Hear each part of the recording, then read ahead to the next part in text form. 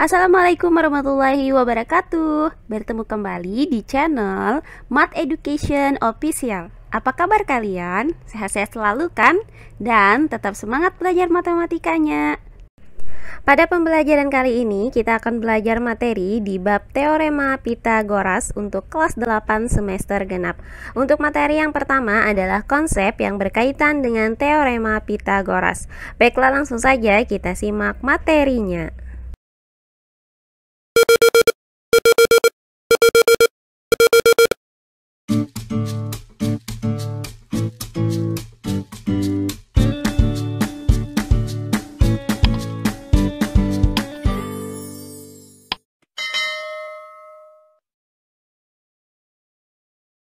Nah, sebelum membahas lebih dalam mengenai Teorema Pitagoras, kita akan mempelajari konsep-konsep dasar yang berkaitan dengan Teorema Pitagoras. Nah, beberapa konsep yang akan kita pelajari adalah kuadrat atau akar kuadrat suatu bilangan, serta luas persegi dan segitiga siku-siku. Baiklah, langsung saja kita pelajari materi yang pertama, yaitu kuadrat dan akar kuadrat suatu bilangan. Nah, kuadrat suatu bilangan adalah perkalian berulang suatu bilangan sebanyak 2 kali. Jika A suatu bilangan, maka kuadrat dari A adalah A pangkat 2 atau dibacanya A kuadrat. Nah, untuk contohnya adalah sebagai berikut. Yang pertama ada 5 kuadrat, itu artinya 5 dikali 5. Jadi 5 ini merupakan perkalian berulang sebanyak 2 kali. Nah, hasil dari 5 dikali 5 adalah 25. Maka 5 kuadrat itu sama dengan 25. Nah, kemudian yang kedua adalah 1,2 kuadrat. Artinya 1,2 dikali dengan 1,2. Nah, hasilnya itu adalah 1,44. Maka bisa kita simpulkan bahwa 1,2 kuadrat adalah 1,44. Nah, kemudian yang ketiga adalah negatif 4 kuadrat. Artinya negatif 4 dikali dengan negatif 4. Nah, hasil dari negatif dikali negatif adalah positif. Kemudian 4 dikali 4 hasilnya adalah 16. Maka untuk negatif 4 kuadrat itu sama dengan 16.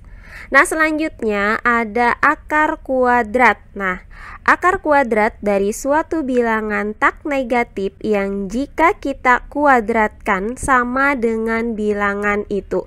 Nah, akar kuadrat dari suatu bilangan adalah kebalikan dari kuadrat suatu bilangan. Nah, sebagai contoh dari akar kuadrat adalah sebagai berikut. Yang pertama ada akar kuadrat dari 16. Nah, 16 ini artinya adalah 4 dikali 4. Maka hasil dari akar dari 16 ini adalah 4. Nah, jadi untuk akar kuadrat ini ya, kalian cari bilangan yang sama yang jika dikalikan itu hasilnya adalah 16. Nah, contoh lain ada akar dari 9. Maka kalian cari bilangan yang sama yang jika dikalikan itu hasilnya adalah 9. Nah, di sini kita dapatkan bilangan yang sama itu adalah 3 dikali 3. Maka akar dari 9 itu sama dengan akar dari 3 kali 3. Nah, selanjutnya hasilnya itu adalah 3. Nah, kemudian negatif dari akar 25. Nah, berarti kita cari lagi bilangan yang sama yang jika dikalikan hasilnya itu adalah 25. Nah, bilangan tersebut adalah 5 dikali 5. Maka negatif akar 25 itu sama dengan negatif akar dari 5 dikali 5. Nah, untuk tanda negatifnya ini tetap kita tuliskan di depannya. Nah, selanjutnya hasil dari akar 5 dikali dengan 5 adalah 5. Jadi didapat hasil dari negatif akar 25 itu sama dengan negatif 5. Nah, untuk lebih jelasnya perhatikan contoh soal berikut ini. Contoh soal yang pertama, tentukan nilai dari yang A, akar dari 2 kuadrat, yang B, negatif akar dari 8 kuadrat, yang C, akar dari 125, Yang D, akar dari 15 kuadrat ditambah 8 kuadrat. Dan yang E, akar dari 10 kuadrat dikurang akar dari 8 kuadrat. Baiklah, untuk penyelesaiannya adalah sebagai berikut. Untuk bagian yang A, yaitu akar 2 kuadrat, artinya akar 2 dikali dengan akar 2. Nah, ini sama aja dengan akar dari 2 dikali 2. Nah, di sini kan perkalian berulang sebanyak 2 kali ya untuk 2-nya, sehingga hasilnya itu sama dengan 2. Jadi didapat akar 2 kuadrat itu sama dengan 2. Nah, kemudian yang B, negatif akar 8 kuadrat, artinya negatif akar 8 dikali dengan negatif akar 8. Nah, karena di sini negatif dikali dengan negatif hasilnya adalah positif, maka didapat akar dari 8 dikali 8. Nah, hasil dari akar dari 8 dikali 8 ini adalah 8. Jadi, didapat negatif akar 8 kuadrat itu sama dengan 8. Nah, selanjutnya yang C, yaitu akar dari 125. Nah, karena tidak ada bilangan sama yang jika dikali hasilnya adalah 125, maka 125 ini bisa kita ubah menjadi 25 dikali 5. Jadi, akar 125 ini sama dengan akar dari 25 dikali 5. Nah, pilih salah satu ya angka yang bisa kita tarik akarnya. Nah, untuk soal ini akar 25 itu kan bisa kita tarik akarnya, yaitu hasilnya adalah 5. Nah, sementara untuk akar 5 ini tidak bisa kita tarik akarnya, jadi cukup kita tuliskan dengan akar 5 saja. Nah, sehingga akar dari 125 itu sama dengan 5 akar 5. Nah, berikutnya yang D, yaitu akar dari 15 kuadrat ditambah 8 kuadrat. Nah, di sini akan kita hitung terlebih dahulu hasil dari 15 kuadrat dan 8 kuadrat. Nah, untuk 15 kuadrat itu artinya 15 dikali 15. Hasilnya adalah 225, sedangkan 8 kuadrat itu artinya adalah 8 dikali 8. Nah, 8 kuadrat itu berarti sama dengan 64. Jadi, bisa kita tuliskan di sini akar dari 225 ditambah dengan 64. Nah, hasil dari 225 ditambah 64 adalah 289. Nah, selanjutnya kita cari akar dari 289 ini. Cari bilangan 2 angka yang bila dikali kedua angka tersebut hasilnya itu adalah 289. Nah, 289 tersebut merupakan hasil dari perkalian 17 dikali dengan 17. Maka akar 289 ini sama dengan akar dari 17 dikali 17, sehingga hasilnya adalah 17. Nah, selanjutnya contoh soal yang terakhir yaitu bagian E, akar dari 10 kuadrat dikurang akar dari 8 kuadrat. Nah, untuk akar dari 10 kuadrat itu sama dengan akar dari 10 dikali 10. Sedangkan untuk akar 8 kuadrat itu sama dengan akar dari 8 dikali 8. Nah, hasil dari akar dari 10 kali 10 itu adalah 10. Sedangkan hasil dari akar dari 8 dikali 8 adalah 8, maka 10 dikurang 8 hasilnya adalah 2. Jadi akar dari 10 kuadrat dikurang akar dari 8 kuadrat itu sama dengan 2. Nah, berikutnya materi kita yang kedua yaitu luas persegi dan luas segitiga siku-siku. Nah, pertama kita bahas terlebih dahulu adalah luas persegi. Nah, sekarang kalian perhatikan gambar berikut ini. Nah, pada gambar ini terlihat ya terdapat sebuah persegi ABCD dengan panjang sisinya adalah S. Nah, luas persegi yang panjang sisinya adalah S dapat dirumuskan dengan L sama dengan S dikali S, atau bisa kita tuliskan menjadi S kuadrat. Nah, ini adalah rumus untuk mencari luas dari persegi. Nah, sekarang kalian perhatikan contoh soal yang kedua berikut ini. Hitunglah luas persegi dengan panjang sisi sebagai berikut. Untuk yang A, panjang sisinya adalah 8 cm, dan untuk yang B, panjang sisinya adalah akar 6 meter. Baiklah, untuk penyelesaiannya adalah sebagai berikut. Nah, untuk bagian yang A, nah di sini ya diketahui bahwa panjang sisinya itu adalah 8, maka bisa kita tuliskan S sama dengan 8 cm. Nah, sehingga luasnya dapat kita rumuskan dengan S kuadrat. Maka ya, karena S-nya di sini adalah 8 cm, berarti L-nya ini sama dengan 8 cm kuadrat. Nah, 8 cm kuadrat ini artinya 8 cm dikali dengan 8 cm. Nah, hasilnya adalah 64 cm persegi. Jadi, luas persegi yang panjang sisinya adalah 8 cm adalah 64 cm persegi. Nah, berikutnya untuk bagian yang B, di mana panjang sisinya tadi adalah akar 6 meter. Jadi S-nya di sini sama dengan akar 6 meter.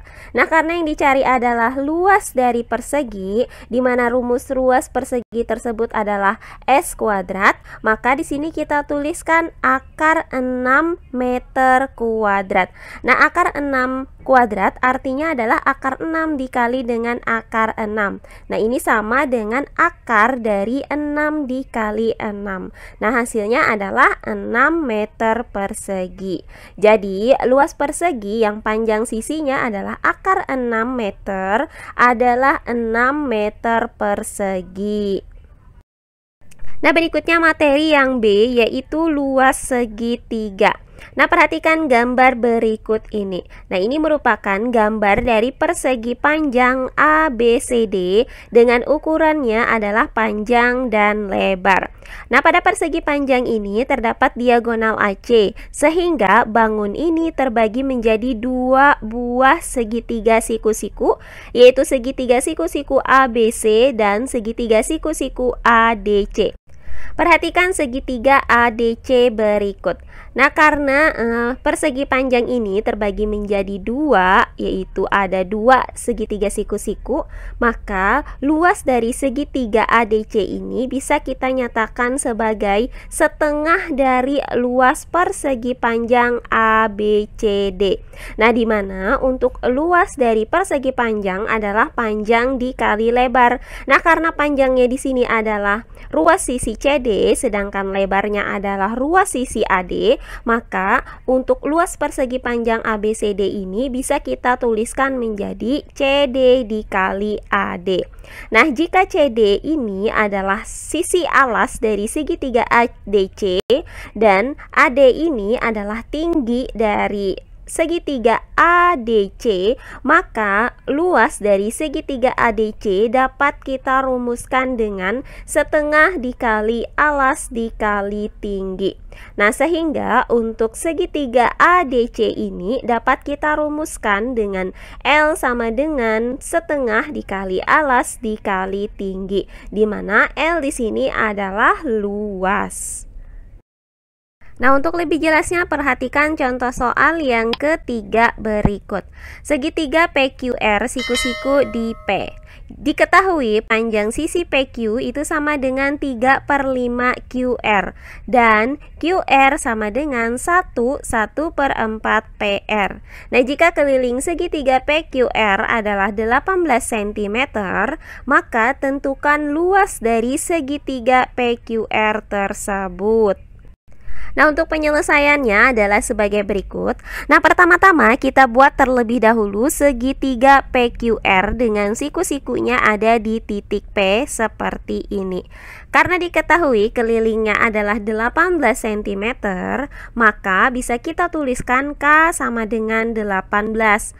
Nah, karena rumus dari keliling itu adalah jumlah dari ketiga sisinya, maka bisa kita tuliskan PR ditambah PQ ditambah QR sama dengan 18. Untuk panjang sisi PR di sini tetap kita tuliskan PR.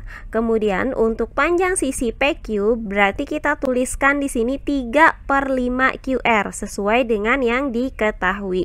Sedangkan untuk panjang sisi QR berarti bisa kita tuliskan 5/4 PR. Nah, untuk 5/4 ini didapat dari 1/4 ini kita rubah menjadi pecahan biasa. Nah, kemudian kita tuliskan lagi sama dengan 18. Nah, selanjutnya untuk QR di sini dapat kita nyatakan kembali menjadi 5/4 PR, sehingga hasil dari 3/5 dikali dengan 5/4 adalah 3/4 PR. Maka didapat persamaan PR ditambah 3/4 PR ditambah 5/4 PR sama dengan 18. Perhatikan persamaan ini. Nah, karena di sini sudah sama-sama PR untuk variabelnya, maka kita tinggal menjumlahkan koefisien dari masing-masing suku ini. Nah, koefisien dari variabel PR ini sama dengan 4/4 karena 4 dibagi 4 itu hasilnya adalah 1, sehingga bisa kita jumlahkan 4/4 ditambah 3/4 ditambah 5/4 hasilnya adalah 12/4. Nah, hasil dari 12 dibagi 4 adalah 3, maka didapat persamaan 3 PR sama dengan 18. Selanjutnya dari persamaan ini, maka nilai PR-nya didapat dengan cara membagi 18 dengan 3, sehingga hasilnya adalah 6. Jadi kita dapatkan bahwa panjang PR adalah 6 cm. Nah, berikutnya untuk panjang QR, tadi kan diketahui panjangnya adalah 5/4 PR. Maka PR-nya ini kita ganti dengan 6 cm. Jadi bisa kita tuliskan 5/4 dikali dengan 6. Nah, hasil dari 5 dikali 6 kemudian dibagi 4 adalah 30/4. Atau bisa kita sederhanakan dengan membagi kedua pembilang dan penyebut ini dengan 2. Maka didapat 15/2 cm. Jadi panjang sisi QR adalah 15/2 cm, atau bisa kita bagi hasilnya adalah 7,5 cm. Nah, berikutnya panjang sisi PQ yaitu 3/5 QR. Nah, karena kita dapatkan panjang QR tadi adalah 15/2 cm, berarti 3/5 ini kita kali dengan 15/2. Nah, untuk penyelesaiannya ini bisa dengan cara seperti ini ya. 15 kita bagi dengan 5, hasilnya adalah 3. Nah, kemudian 3 hasilnya tadi kita kalikan dengan 3 yang ini, sehingga didapat 3 dikali 3 adalah 9. Nah, kemudian 9 dibagi dengan penyebut 2 ini hasilnya adalah 9/2. Maka panjang sisi PQ adalah 9/2 cm, atau bisa kita nyatakan menjadi 4,5 cm. Karena ketiga sisinya ini sudah kita dapatkan ya, maka kita tinggal menghitung luas dari segitiga PQR ini, di mana rumus dari luas segitiga adalah setengah dikali alas dikali tinggi. Nah, di mana untuk panjang sisi alasnya itu adalah 9/2 cm, sedangkan panjang tingginya itu adalah 6 cm. Maka kita tuliskan di sini setengah dikali 9/2 dikali 6. Nah, hasilnya ini adalah 54/4 cm persegi, atau bisa kita nyatakan dalam bentuk desimal yaitu 13,5 cm persegi. Jadi didapat luas dari segitiga PQR ini adalah 13,5 cm persegi. Nah, demikian pembelajaran awal kita kali ini di bab teorema Pitagoras mengenai konsep yang berkaitan dengan teorema Pitagoras. Semoga penjelasan dari saya mudah dimengerti oleh kalian semua. Jika ada yang kurang dipahami, silahkan kalian tulis di kolom komentar. Baiklah, untuk pembelajaran kali ini saya cukupkan sampai di sini. Bertemu kembali di pembelajaran kita berikutnya. Akhir kata saya ucapkan wassalamualaikum warahmatullahi wabarakatuh.